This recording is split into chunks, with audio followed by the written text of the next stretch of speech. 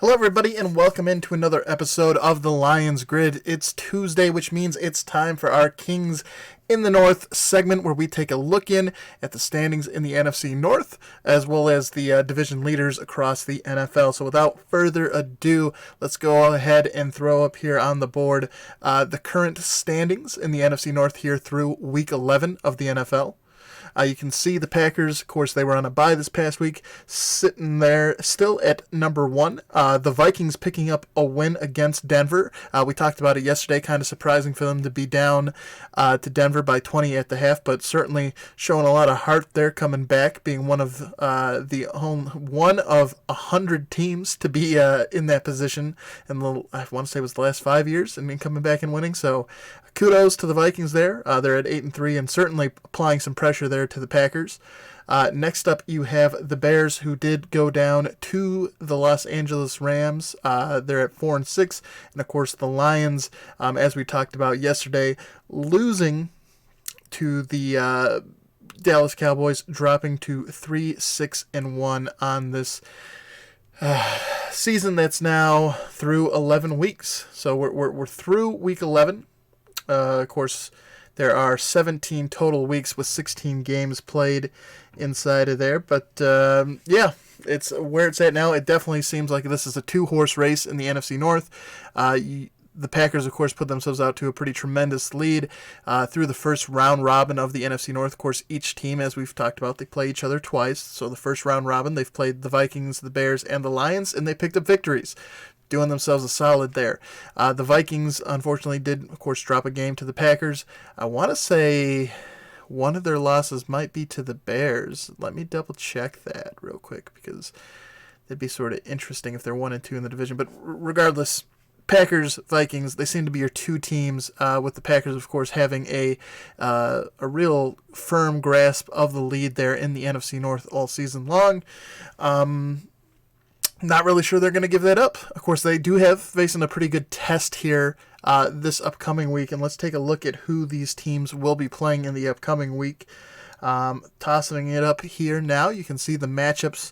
The Vikings will be on a bye this week.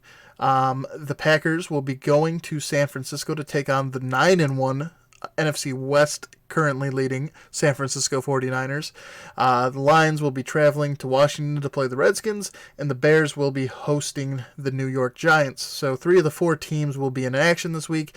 Obviously, I think the best matchup on the board, you can see there is that matchup between the Packers and San Francisco. Should be a real good game to help figure out what the potential playoffs are going to look like for the NFC, because these are 2 of the top teams squaring off.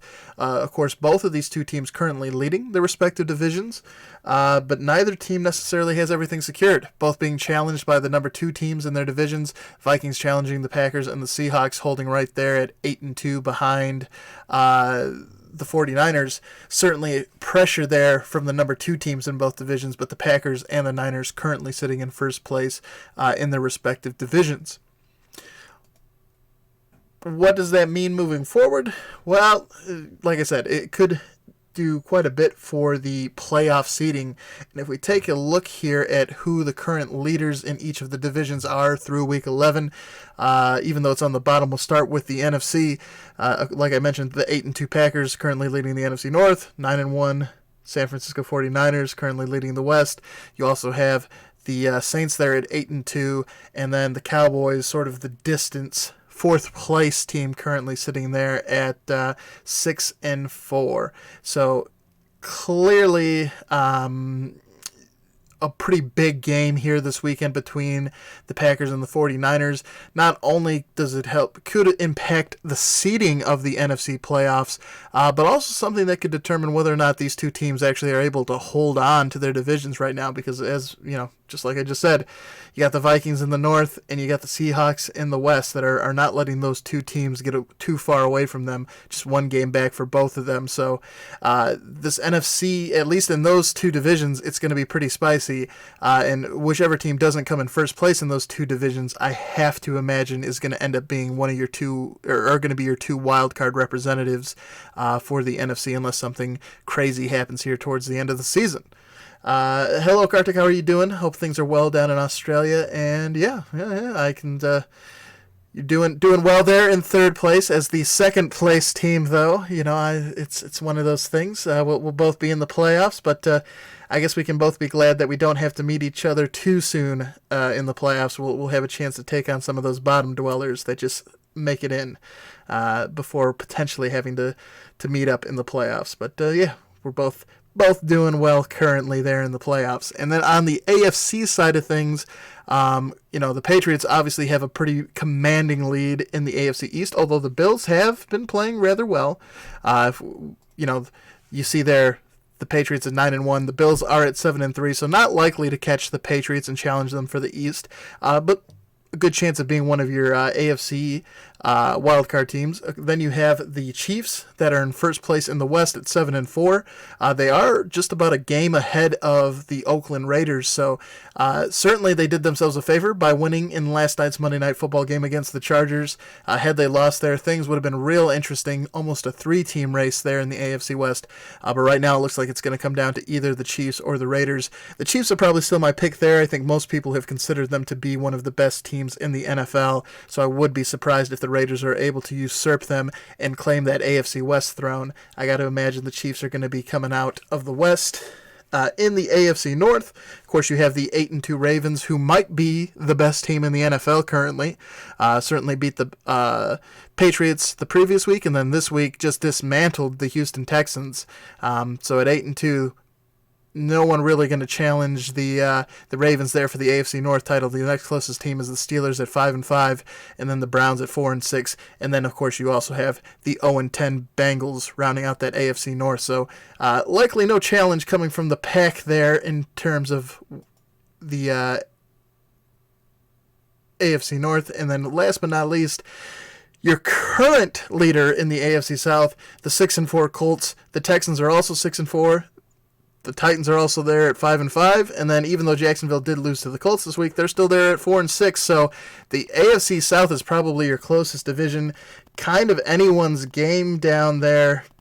It's going to be real interesting to see what happens there and who ends up taking the win, because it could be any one of those four teams. It could be the Colts, it could be the Texans, it could be the Titans, and I wouldn't be super surprised if somehow Jacksonville did it. Like they're all right there nipping at each other's heels. So that AFC South may be one of the best playoff races for one of the divisions there. And then, of course, the only other division we didn't really do a deep dive into, the NFC East. Cowboys currently leading there 6-4. Eagles fell this week to the Patriots, so they fall to 5-5. And really, that's a two-team race there between the Cowboys and the Eagles, because the Giants are at 2-8, Washington's 1-9. And then Carolina, of course, losing to the Falcons, looks pretty confident that the Saints will be the winners there. They're currently at 8-2, and the Panthers there at 5-5. Quite a bit of distance there, so this playoff picture is really starting to take shape. I think we got a lot of teams that are I think a lot of teams already know where they're going to be headed. The thing left to be decided is going to be, the seeding and things like that. So it's going to be interesting to see how things play out, because, like I said, I think maybe outside of a couple teams that are maybe there that could challenge for a wild card slot, or like the AFC South where you're not really sure who's going to be that division winner. It seems like your playoff teams are starting to become a lot clearer in who's going to be in the postseason and who's not. And really the cream has sort of started to rise to the top in this NFL season. And unfortunately for the Lions, that does not include them. We talked about the importance of handling business inside of your division. It's one of the most important things you can do to set yourself up for a successful season. And the Lions haven't done that. They've struggled. They're 0-3 against their NFC North rivals. They do get to play each one of them again, but at this point, we talked about it a little bit yesterday. I'd really give serious consideration to sitting down Matt Stafford for the season. Give him time to heal up and get ready for next year. But it looks like if you're a fan of the Detroit Lions, unfortunately for you, your kings in the North this season are either going to be the Packers or the Vikings. And I, for one, am excited to see how that race plays out because it seemed like the Packers the Packers have done everything they needed to do to really set themselves up to succeed in the NFC North. And the Vikings are certainly a good team, but they're a team where you haven't felt quite 100% sure with them. But they have done enough to sit there and certainly apply pressure to the Packers and are right there in that number 2 spot. So I think it's a big game this weekend between the Packers and the 49ers. Like I said, it could be a big game for determining overall seeding in the NFC side of the playoffs, but also it could really impact those two divisional races with who's going to end up winning the NFC North and the NFC West, just because there's two other teams in both of those divisions that are right there. So the exciting thing is that as we get closer to the end of the season, as that sort of playoff picture reveals itself, there's some storylines that emerge. We get a better picture, a better idea, and the games take on a little extra meaning. So it's going to be very nice to see the Sunday Night Football game. I, for one, am very excited, and looking forward to seeing how that game plays out because I think it'll tell us a lot about the overall power structure in the NFC. That'll do it for today's episode. If you did enjoy the show, please do help the channel grow. 2 best ways of doing it are hitting that like button, or if you haven't done so already, probably the best way to help us is subscribe to the channel. We do have a goal of reaching 100 subscribers so we can unlock a custom URL for the YouTube channel. We're making great progress there, but we still have a ways to go. So if you haven't done so yet and you can subscribe, please do so. And that'll help us out a ton. That'll do it for today. I'm Kevin Marheine. This has been the Lions Grid. We'll be back with another episode later on this week. Until the next video, have a good night, and we'll catch you later. Peace.